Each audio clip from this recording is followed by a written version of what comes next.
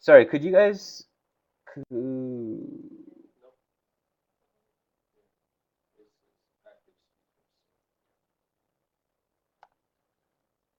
Hi, were you guys able?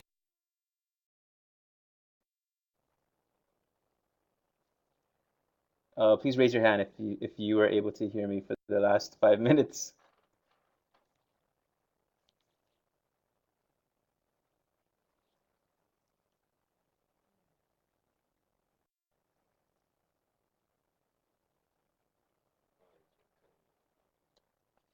Yeah, something's wrong with my thing.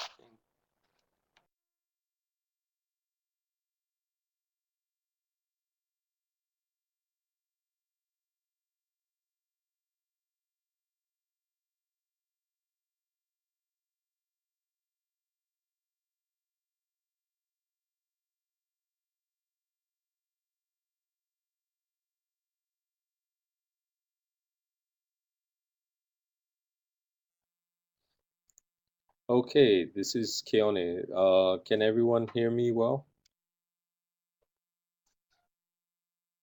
Okay, great.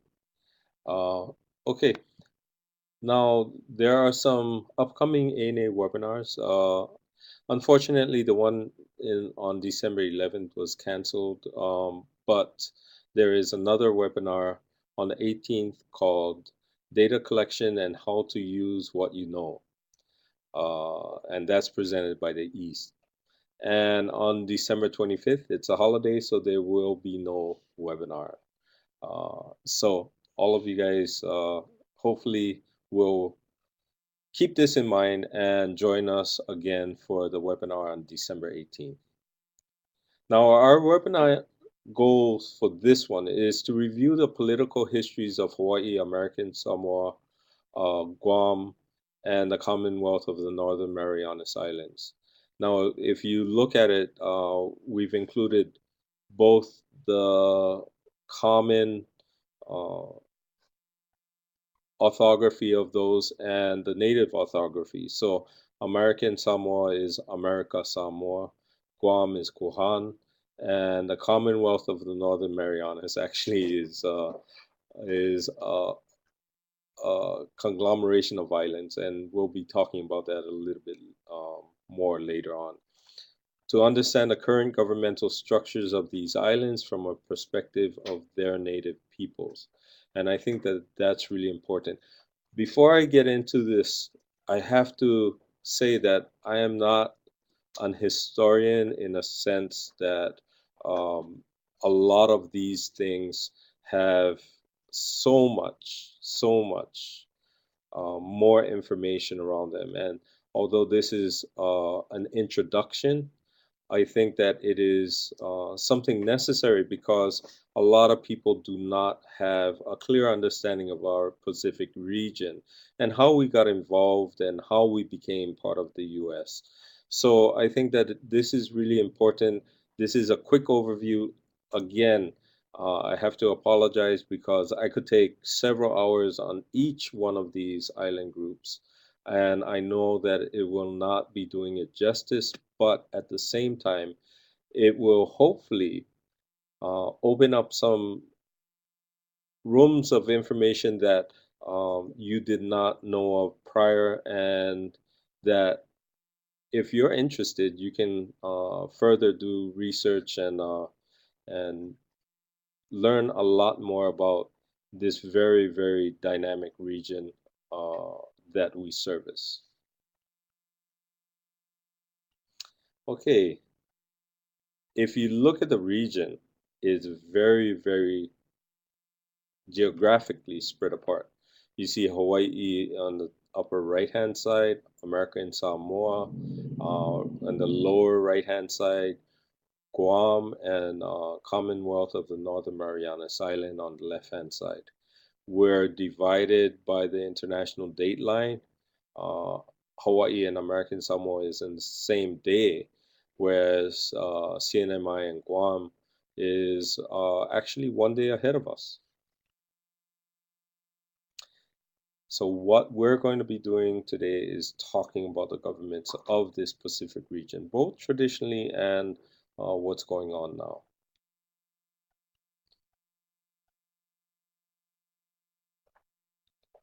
understanding Guahan. Guahan is a fairly small island, and as such, it is uh, often overlooked by a lot of people, not only in our own government, but people in the Pacific.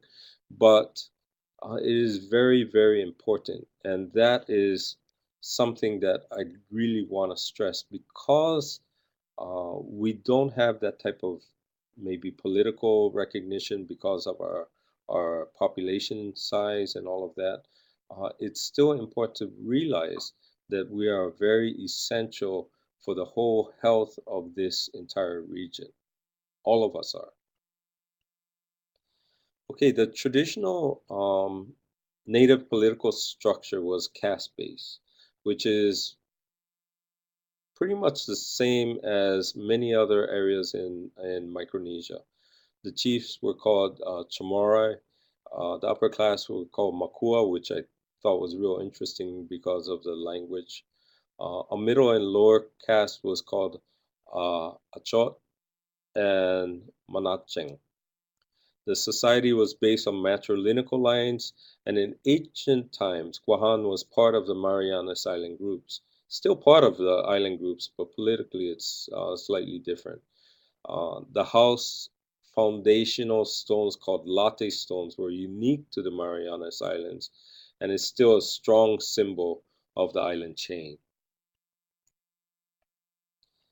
The traditional political structures were based on matrilineal lines, again, on a caste system. And over here, this is showing some of the latte stones and how it was envisioned that it was used in the Marianas Islands in traditional times. Magellan and the early colonizers. Ferdinand Magellan was the first European to make contact with the Chamorro people on March 6, 1521. So they have had a really, really long history with Europeans in that region. The Chamorros was at war with Spanish colonizers from 1670 until 1695. And during that time, the Chamorro population was decimated from approximately 50 to 100,000 to less than 5,000 people. And this was caused by war, of course, and natural disasters, and a smallpox epidemic that happened during that time. Spain claimed Guam and the rest of the Marianas Islands on January 26, 1565. And it was really part of Spain until 1898 when the US took control as part of the Treaty of France after the Spanish American War.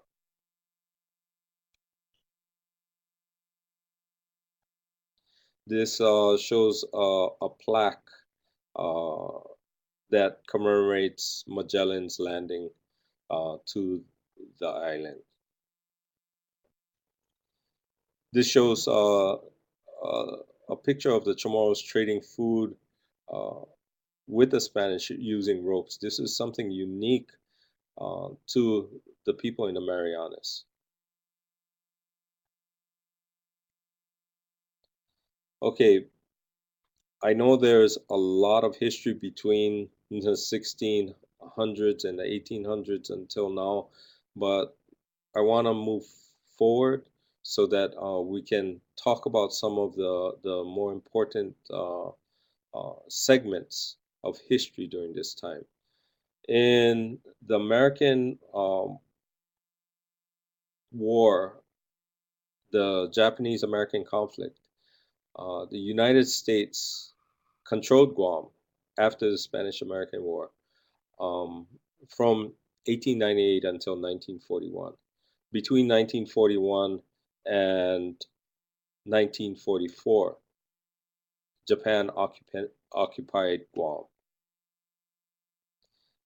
You can see on this photo This is the Marines showing their appreciation to the Coast Guard during the invasion of Guam during World War II. On the bottom right, you see two U.S. Marines planting the U.S. American flag on Guam 8 minutes after the Marines and the Army assault troops landed in 1944. On the bottom, you see a Japanese illustration of the main landing in Guam in 1941 by the 144th Infantry Regiment, and this painting was fairly famous in its time.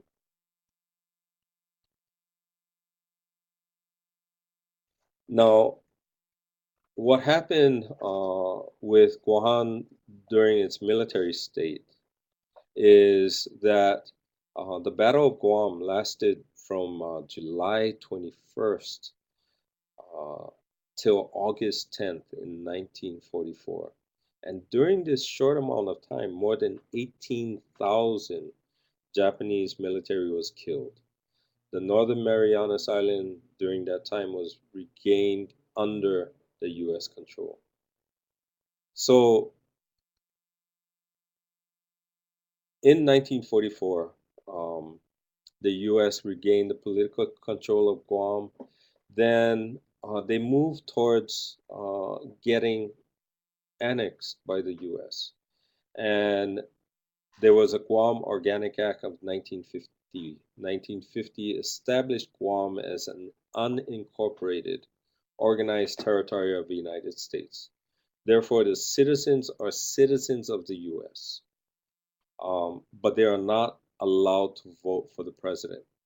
There is a House seat for Guam, but the representative in the House, the U.S. House, has only voting rights in committee, but not on their floor.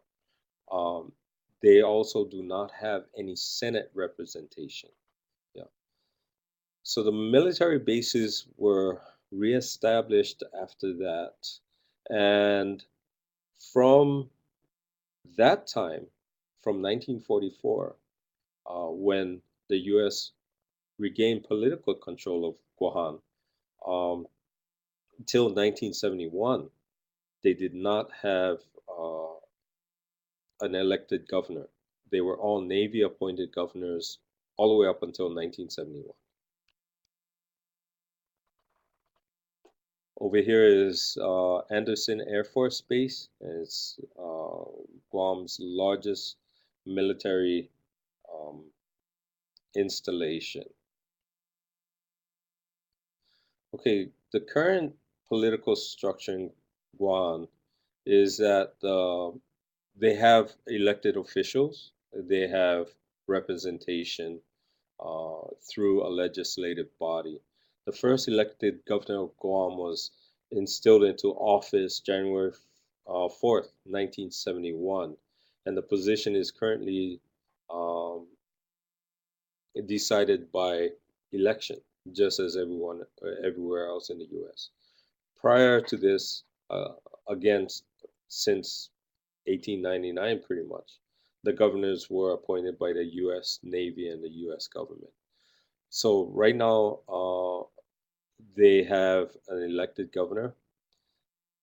Carlos Camacho was Guam's first elected governor, and he was born in 1924. That's not when he was elected. He was elected in 1971. Guahan has undergone a cultural revival for the past 10 or 15 years. Culture was always part of their um, society. And with all the outside pressures of militarization, of becoming part of the U.S., uh, it sometimes has taken a back burner. But in the past 10 to 15 years, a lot more has been focused in on with the culture of Guam. Guam is one of the participating nations for the Festival of Pacific Arts, which is a festival that's hosted by one island chain every 4 years. The next one is going to be in 2016, and they will be the hosts of that. I would strongly, strongly urge any of you, if you can, to try and attend that, because it is very, very um, enlightening. The issues of independence or sovereignty from the United States has been a topic of discussion among Native Chamorros for a while. And that issue resurges every once in a while.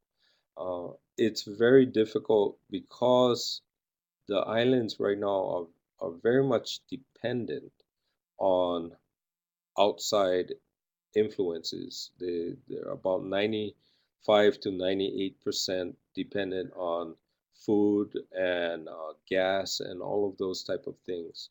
And so the building materials and equipment that is used are all imported onto the islands. And so um, that issue of sovereignty, although very important to Chamorro people, sometimes takes a back burner to the realities of living on an island in the middle of the Pacific.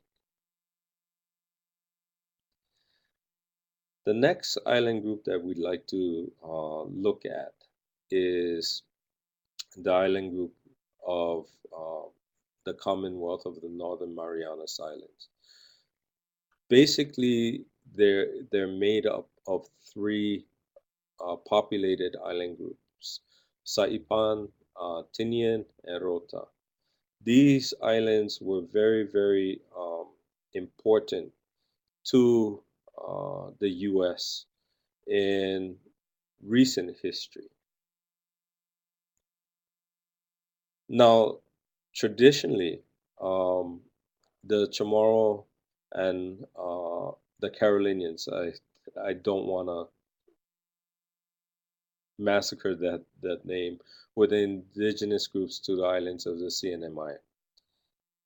Over here, the Carolinians that came from what is now called Yap and Chuk states um, came to these islands and populated these islands. And so this is a picture of some people from Chuk who were dressed in traditional garb and taken in 1899. The political associations of pre-World War II CNMI was that Magellan, just as he did with Guam, claimed the islands of CNMI and made it official in 1565. Again, in 1899, as Guam was claimed by the United States, the islands of CNMI was sold to Spain, by Spain to Germany. So in 1899, CNMI, those three islands plus the atolls north of it, was a possession of Germany. And there's some real interesting interactions that happened between the CNMI and Samoa. Later on, we'll discuss that a little bit. In 1919, after Germany was defeated in World War One, Japan took over administration of the islands until Japan's defeat in 1944. So there was a lot of political back and forth as far as that's concerned.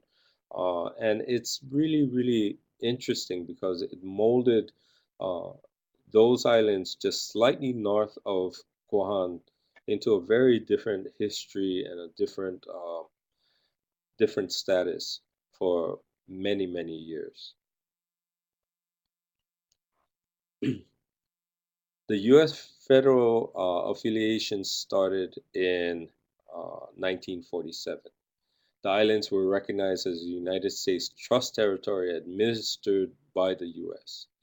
And in 1978, the Northern Marianas entered into a Commonwealth association with the U.S. and still currently retains that status. The residents of CNMI retain U.S. citizenship, but like other territories, if you will, CNMI does not have representation in the Senate, but does in the House. The representatives in the House, just like every other territory, has voting rights in committee but non-voting rights on the floor. This is CNMI's U.S. House Representative Gregorio Camacho Sablan.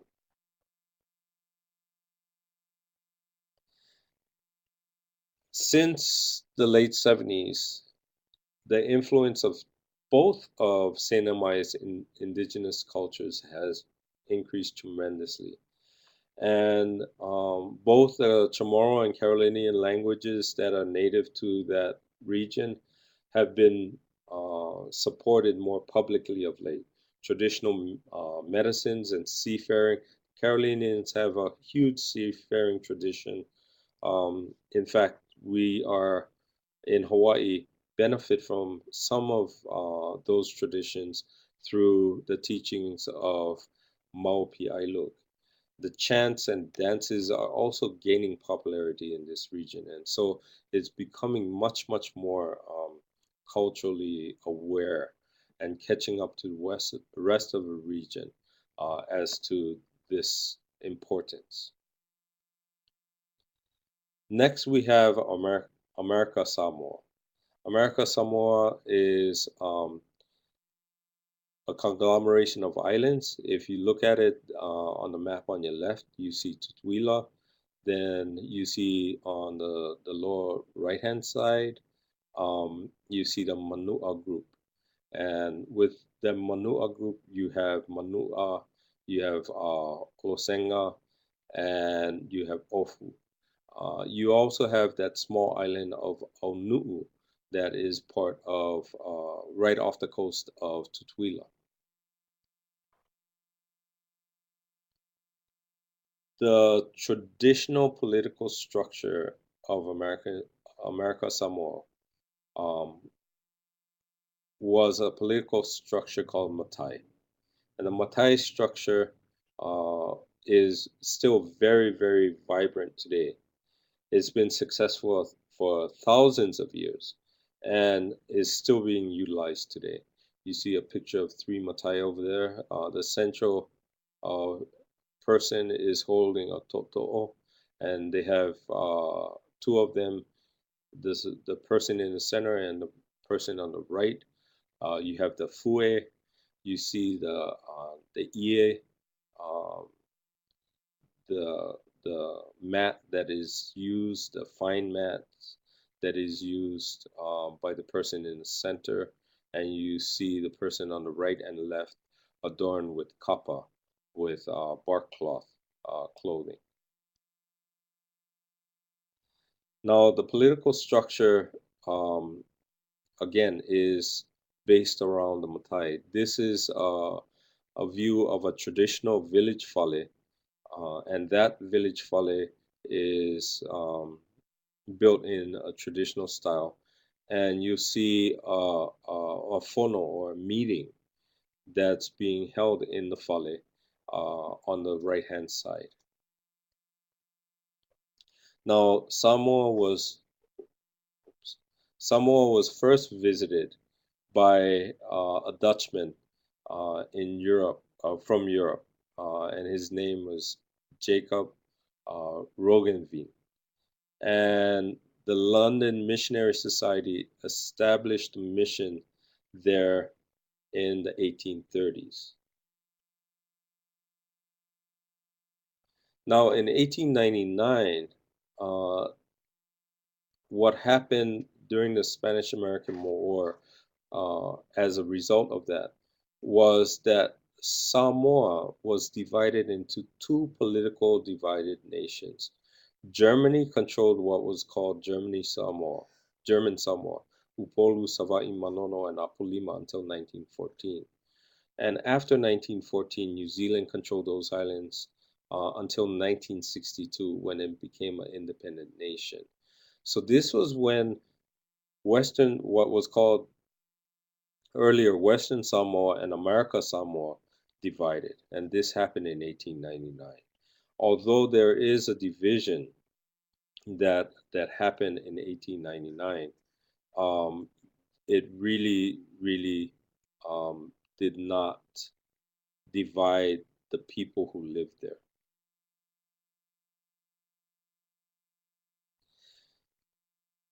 An interesting thing happened is that they, even though they were part of the U.S. at that time and part of Germany, there was an uprising of wanting to be independent again, and that was led by Lauaki Mamoe, and he's pictured over here in the top, in the middle row, uh, in the middle on the top row, excuse me. And he was a leader of what was called the Mao movement.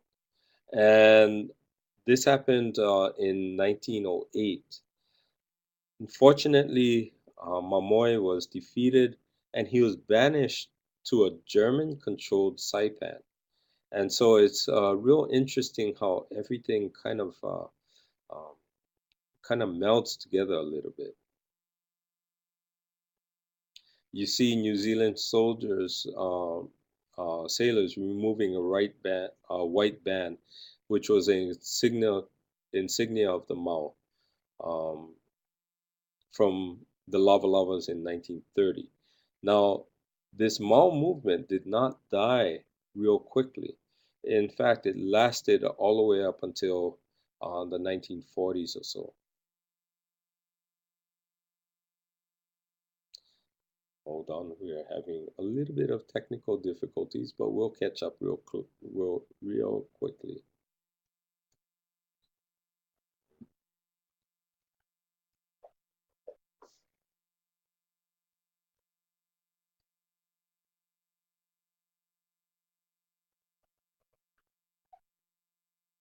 Okay, so when Tutuila became a part of the territory of the U.S. in 1900, Manua also became part of the territory in 1904 with the deed of secession of Manua. During this time, this whole territory, including the islands of Manua, was called the U.S. Naval Station Tutuila. In 1911, Tutuila, Anuu, and Manua was officially renamed American Samoa. In 1925, what happened was that the annexation of Swains Island, Olosenga, through the Guano Islands Act became official and became officially part of American Samoa. Today's American Samoa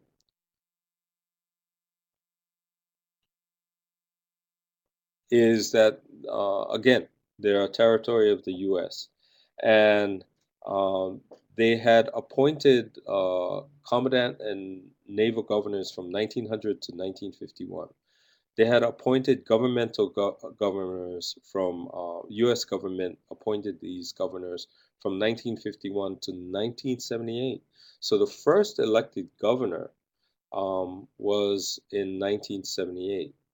Now, since 1978, uh, America Samoa had the ability to seat a federal representative, but the first seated representative was elected in 1981. America Samoa has had 3 people elected to Congress since 1981. Again, as with other territories, America Samoa had a seat in the House of Representatives and in voting in committees, but not on the floor of Congress. Over here is a picture of the current U.S. Representative Eni Faleomavainga. Unfortunately, he will be out of office in January.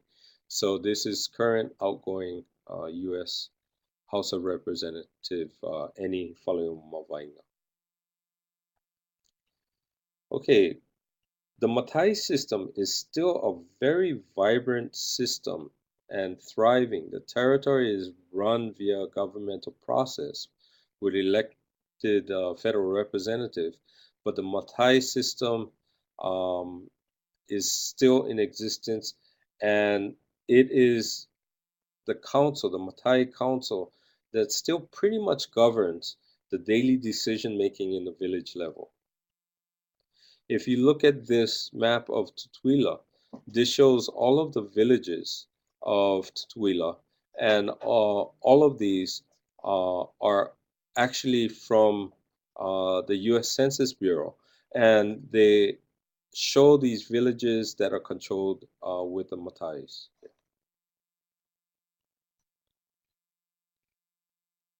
Okay, this is a really interesting part of history because oftentimes when we think of America Samoa, we think of those islands and we do not think of any other island chain coming in between.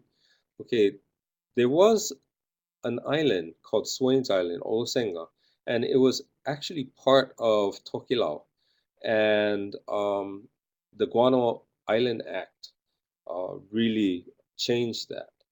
Um, there was some history with Olosenga, and it's really interesting. It was first visited by Europeans in 1606 by Pedro Ferdinand de Queiroz, and later claimed by a British captain named Turnbull, who claimed ownership by discovery. An American named Eli Hutchinson Jennings received title for the island from Turnbull in 1856. In 1860, the U.S. also claimed the island under the Guano Island Act, and um, that's what happened for them to come into the fold of the U.S. But in 1907, England challenged ownership, and Jennings took the case to the State Department, where Britain conceded Olosenga as an American possession through the possession of Jennings as a proprietary settlement under the U.S. flag. So Swains was officially annexed by the U.S. in 1925. So it's kind of a very interesting history. What happened after that, though, was there was some discussion as to the ownership, the political ownership of the islands. On March 25th, 1981, the New Zealand government confirmed U.S. sovereignty over Olosenga in the Treaty of Tokohenga, in which the U.S. surrendered its territorial claims to the other islands of Tokelau. So the U.S. was also kind of claiming some of the other islands as part of their possessions. And so this clarified it in 1981, which is fairly recent if you think about it. The islands are still owned by the extended family of the Jennings uh, clan. And so it's kind of really, again, a very, very interesting history that occurred with Olosenga. Um, the rest of Tokelau, as of now, is a dependency of New Zealand. And Swains Island has a seat in American Samoan legislature, and the representative is Alexander Jennings, who is a descendant of the original Jennings. Interesting side note to this is the best way to get to Olosenga is going through independent Samoa and not necessarily through American Samoa. So it's kind of a arduous task getting to Olosenga. The Samoan government today um, is that it is part of the U.S. Um, and although America Samoa is part of the U.S., there have been significant interest in the territory by foreign businesses such as Blue Sky Australia, which is telecommunications, the Dongwon Industry, Starkist Canneries, and the Bank of New Zealand. Um, there was some. This is due to some of the economic challenges, the closing of the original cannery, and because of natural disasters. Yeah. The closing of the fishery cannery several years ago left a large void in American Samoa economy. The recent tsunami also had a negative impact on the economy. The upcoming closing of the Bank of Hawaii will leave America Samoa with only one major financial institution, the Bank of New Zealand. And as the name suggests, it is based in New Zealand and not based in the United States. With the reinvestment of the Dangwa industry in America Samoa, um, with the purchase of uh, Ardag Impress American Samoa Incorporated, which is the can supplier for the Sarkis factory, and with the investment of Trimarine operating out of Bellevue, Washington,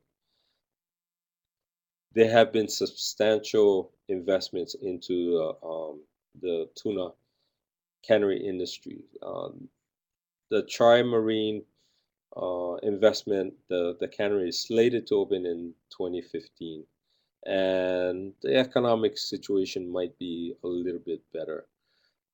Again, South Korea and New Zealand has a lot of interest in the region. There have been more interest in Asia, in China, by China, into the region. So the U.S. is still a major player in America Samoa, but a lot of American industry is not looking towards American Samoa as something that they want to invest in.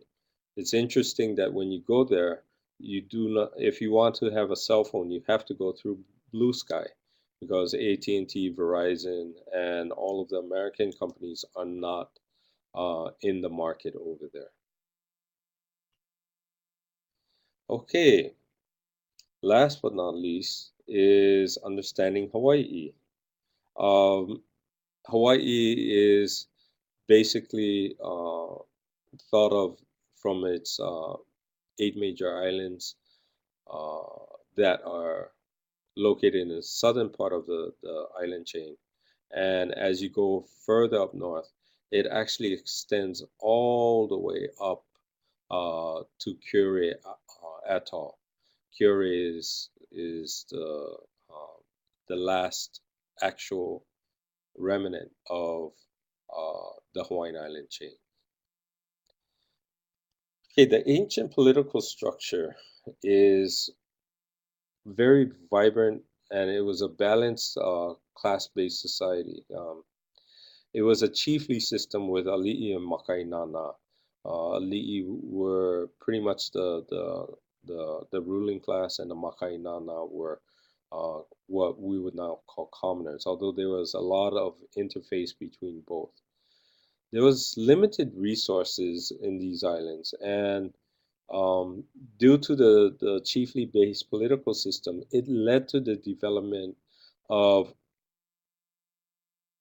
a system of interaction, which now we call laws, but it's a little bit more than that. And that was called kapu system. The Agua system is a land-based system that was used on the majority of the Hawaiian Islands. This was a reflection of the political system as land was not owned by individuals. The distribution of the land and the resources that went with it was based on the rank and power of the individual. So this was a real clear indication of who was in charge in that particular area of the island. Now, I won't go into the history of Captain Cook coming to the islands in 1778 and his death and all of that.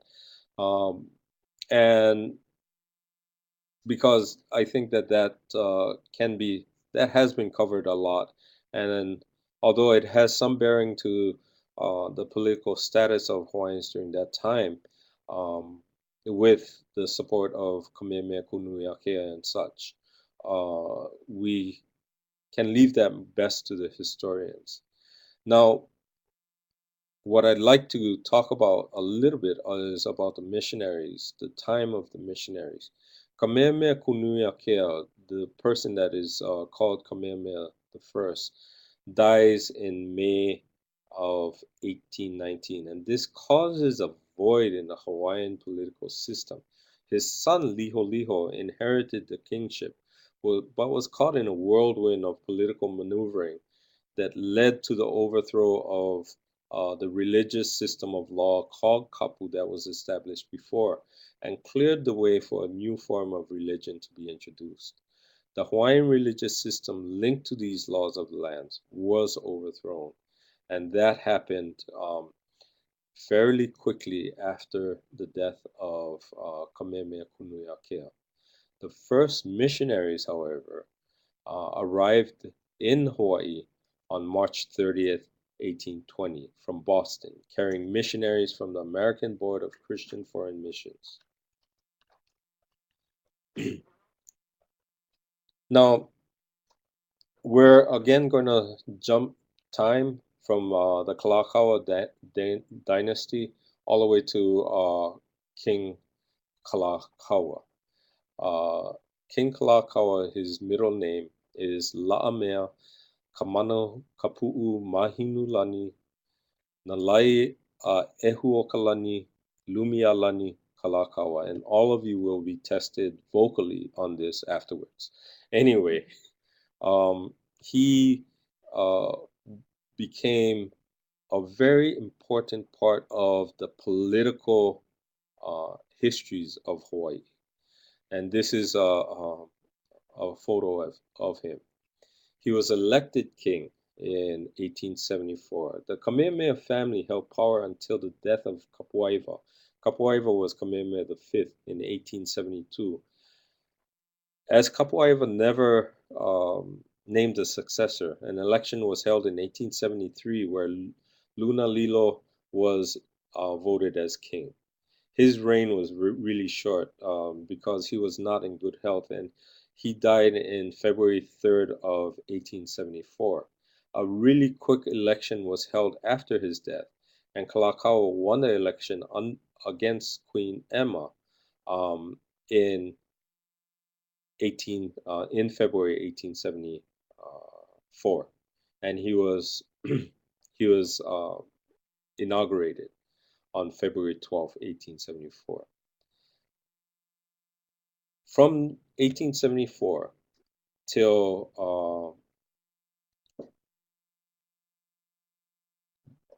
the 1890s, there was a lot of things that happened. One of the things that happened was that the U.S. had a treaty with Hawaii, and this treaty was called the Treaty of Reciprocity, and this happened in 1876.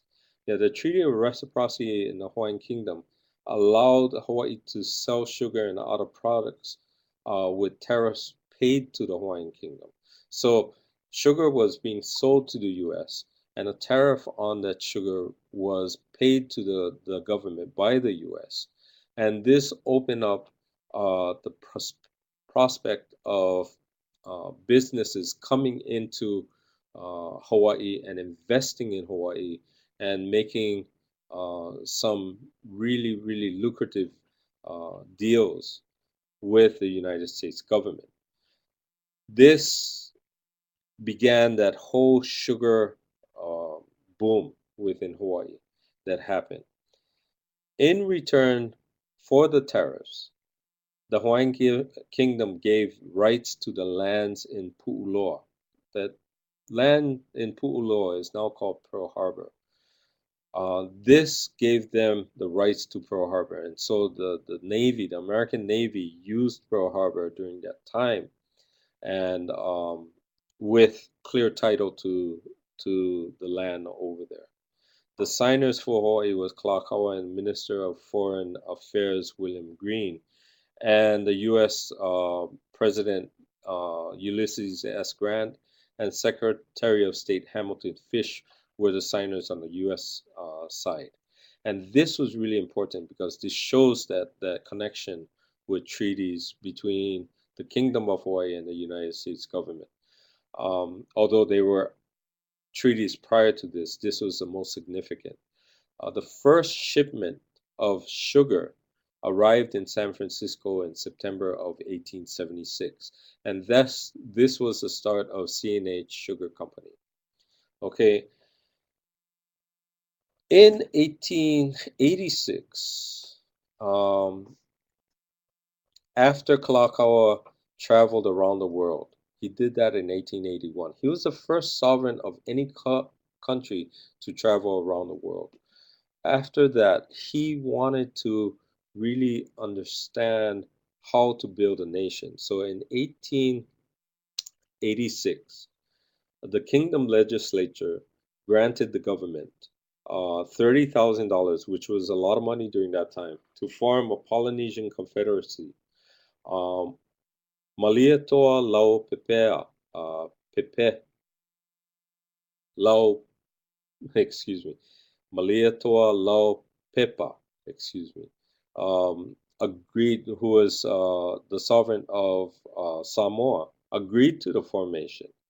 But unfortunately, it was never fully realized because soon after that, an armed militia called the Honolulu Rifles forced Kalakaua to sign a document that basically stripped him of his power in the government and placed most of the power in the legislature. This replaced the 1864 Constitution given to the king that gave the king the power to run the nation. The upper house of the legislature, the House of Nobles, previously appointed by the king, was now elected. Uh, in order to vote under this new constitution, voters would have to have an income of at least $600 or taxable property of $3,000. Before you had an income requirement, but that was $75 or tax or property worth $150, which opened it up to a lot more people. This bayonet constitution also allowed non-citizens, resident aliens, to participate in voting with the exception of Asians. So only Hawaiians, Americans, or European males were allowed to vote if they met the economic and literacy requirements. So unfortunately, this really narrowed down the population of people who could vote. So we, in essence, had an apartheid-like government being run, where the minority voted for the majority.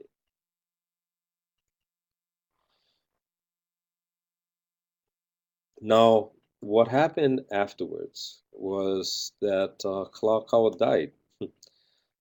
He lived with the bayonet constitution since 1887, and he died in 1891. Now, Queen Lydia Kamakaʻeha Liliuokalani inherited the throne in 1891. In January of 1783, something interesting happened. Yeah. Liliuokalani wanted to change the bayonet constitution and reinstate the powers of the monarch, along with changing the voter requirements to include the disenfranchised Hawaiians and Asians. The business interests in Hawaii did not want this to happen. They formed what was called the Committee of Safety, and it comprised of Americans and Europeans. The Committee of Safety wanted to seek annexation to the U.S.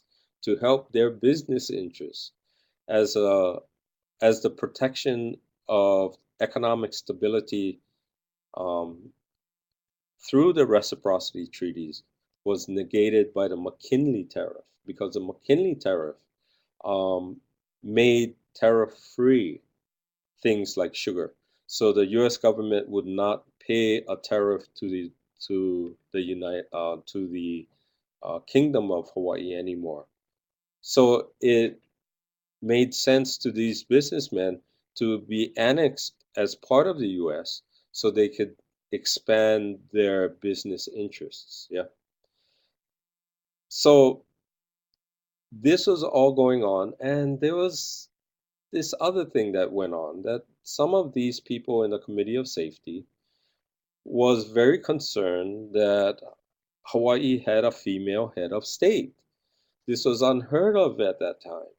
And so, unfortunately, uh, they convinced the U.S. minister, um, John L. Stevens, to side with them to protect their interests. And so, in January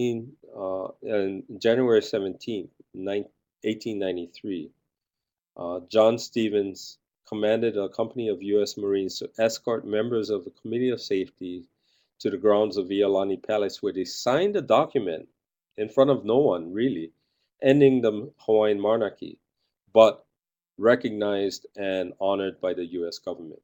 The document was not presented to any public audience, and guess what? The Queen didn't even learn about it until the next day, until the 18th. So she did not know that she was deposed until the 18th, which was a full day after this uprising happened. In 1893, the House of Representatives had a report regarding the overthrow of the Kingdom of Hawaii, and this report was called the Blunt Report, after the U.S. Commissioner James H. Blunt.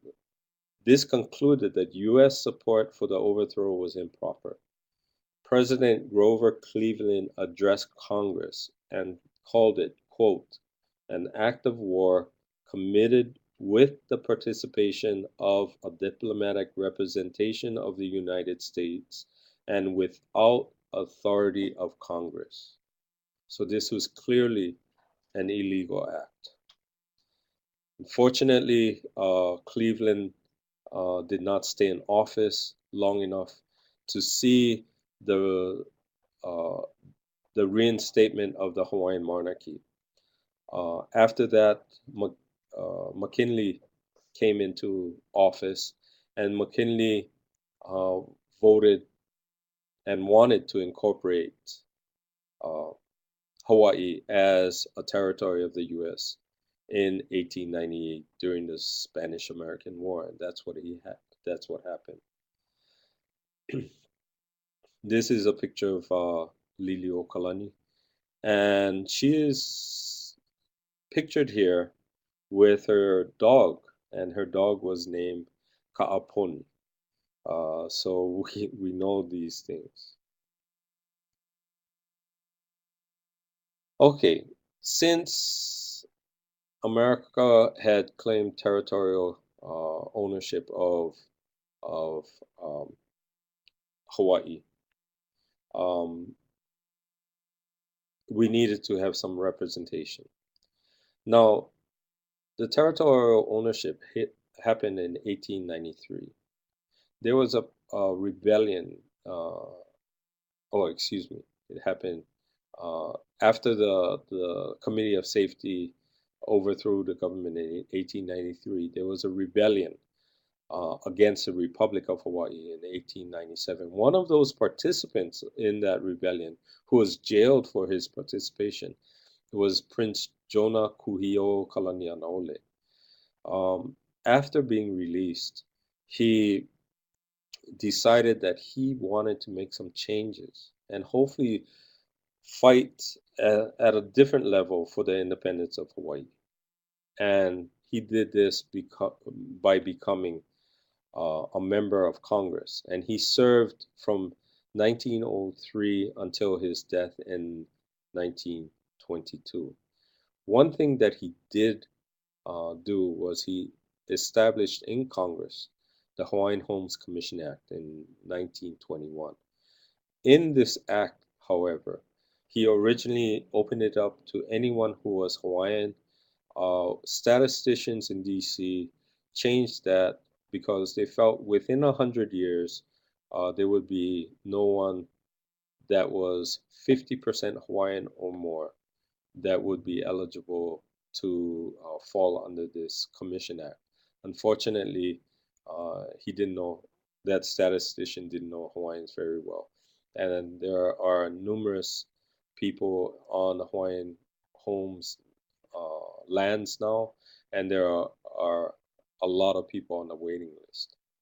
Okay. Um, After that happened, Hawaii was still part of the territory.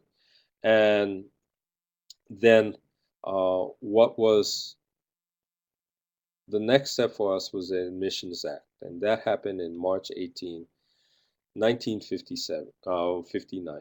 Now, there was a lot of times where there was some people who did not want to be part of the U.S.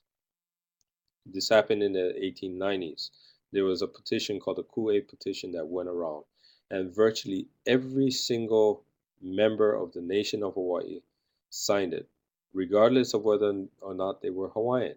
There are a lot of names of people who signed it who was not Native Hawaiian. Uh, During the Admissions Act, there were a lot of silent protests, especially by Hawaiians, for the Admissions Act, but that was never realized as it went into general public voting. And Hawaii became a state after uh, being voted in 1959.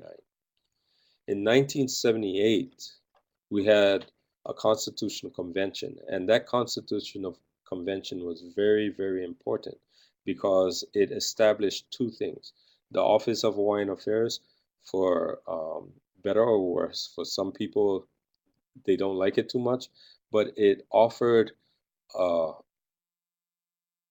a foundation for Hawaiians to really participate at a different level on with the government, and it also made official the Hawaiian language as an official language of state alongside of English. There was a cultural renaissance that happened in the 70s. Um, the Hokulea started it off. There was a lot of cultural pride that happened after Hokulea. Hula happened. The Monarch Hula Festival that started in the mid 70s went from a handful of spectators to now turning away thousands of people who want to look at it. The Hawaiian language, because of the strength of it being part of an official language of state, has grown tremendously. And now it's come to a point where you can go to a Bank of Hawaii ATM and you can select Olelo Hawaii or Hawaiian language as your means of interacting with the ATM. So it's really, really an important time, the 1970s. It laid the foundation for everything that was going on. Up until the late 60s, 1969, it was illegal for anyone to have a Hawaiian first name. You had to have a biblical first name. And so um, what happened was in 1969, that law was changed.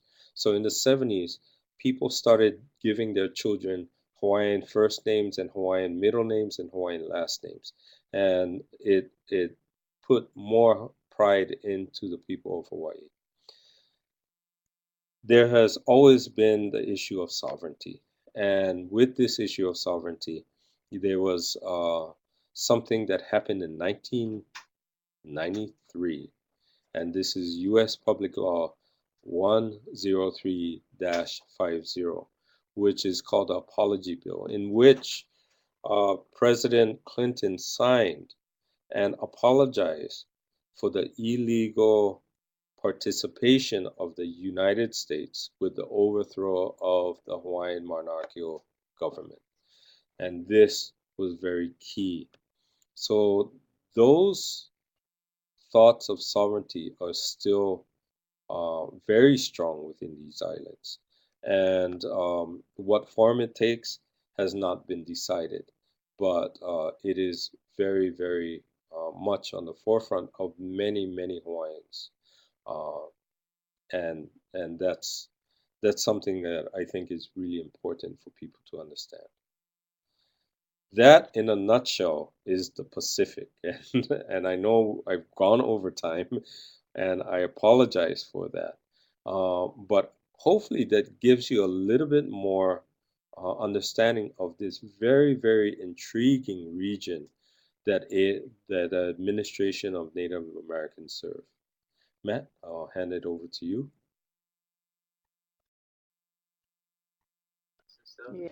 All right, thanks, Keone. So at this time, we're going to open it up for questions. Like Keone said, we're a little bit over time, so we have time for a couple questions. If any of you have any follow-up questions or comments, please just type them into the chat box, and Keone can address them. So I'll leave it open for a few minutes.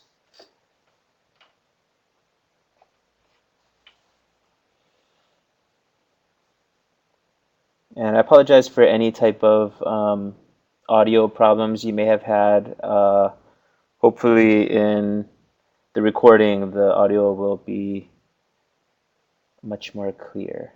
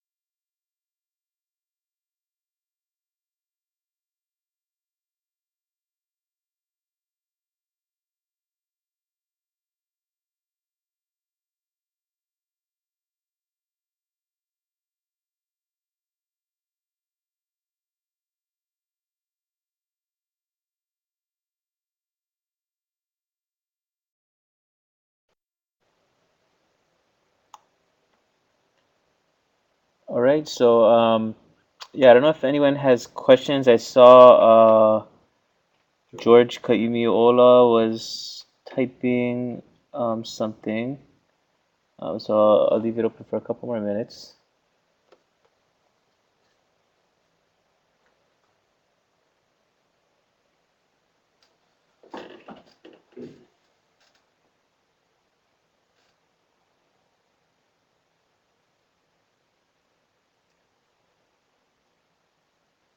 Okay, so we have a good question from George Kaimiola.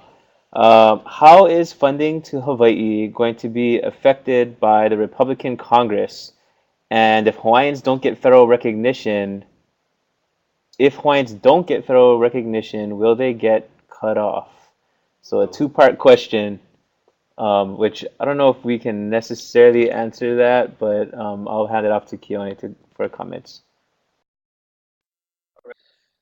You know, George, that's a really good question. Now, with ANA funding, it's within ANA statutes that they have to fund Native Hawaiians. But at the same time, it's discretionary funds, and discretionary funds is to the discretion of Congress. And so we don't know how the funding is going to go in that regards.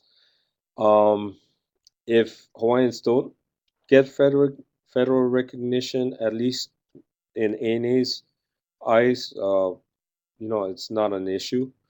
We don't know what's going to happen. We really don't know what's going to happen. As with any new Congress, regardless of whether or not it's controlled by Democrats or Republicans, or any new administration for that matter, we really don't know what's going to happen and what their focus is going to be on. But I am very, very confident that we will have support within uh, on the Hill for us to get further funding for our needs. if you look at the apology bill, and I would really, really, really strongly encourage you guys to look at the apology bill if you're interested in it, because it does state that they will work with Hawaiians to mend that hurt and that was caused by the United States, and that might be part of it. We don't know. All right, thanks, Keone, and thank you for that question. That was a great question. If anyone else has any questions, I guess I'll leave it open for a few more seconds to get your question in. You can just type it into the chat box there on the bottom right-hand corner of the screen.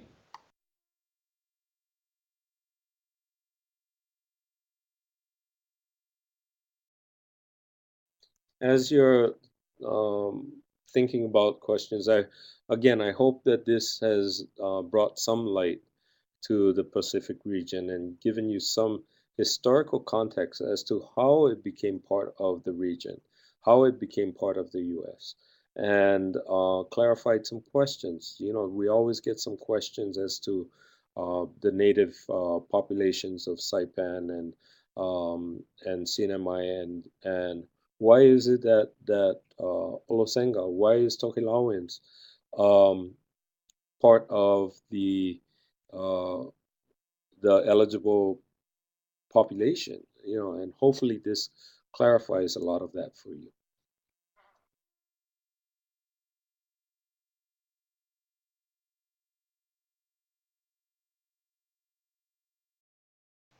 All right, thank you, Keone. So if there be no more questions, when we kind of ran out of time, we'll close out this webinar now. And if you have any more questions, you can just email them to us or call our office, and Keone's contact info will be posted at the end of the webinar.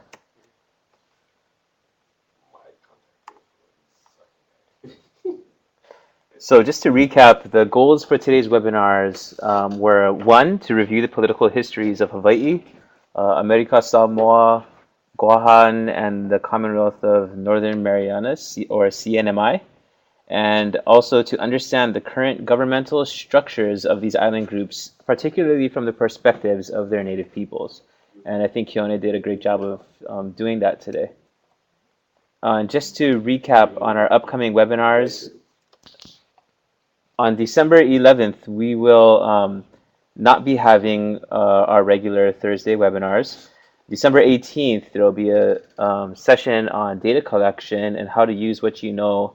And that's actually something that might be really good to attend if you're planning on applying for a grant, and you can start collecting data and presenting some evidence for your grant application, particularly for community involvement. And on December 25th, we also will not be having a webinar because of the Christmas holiday. And next year, and that will be the rest of our webinars for the year.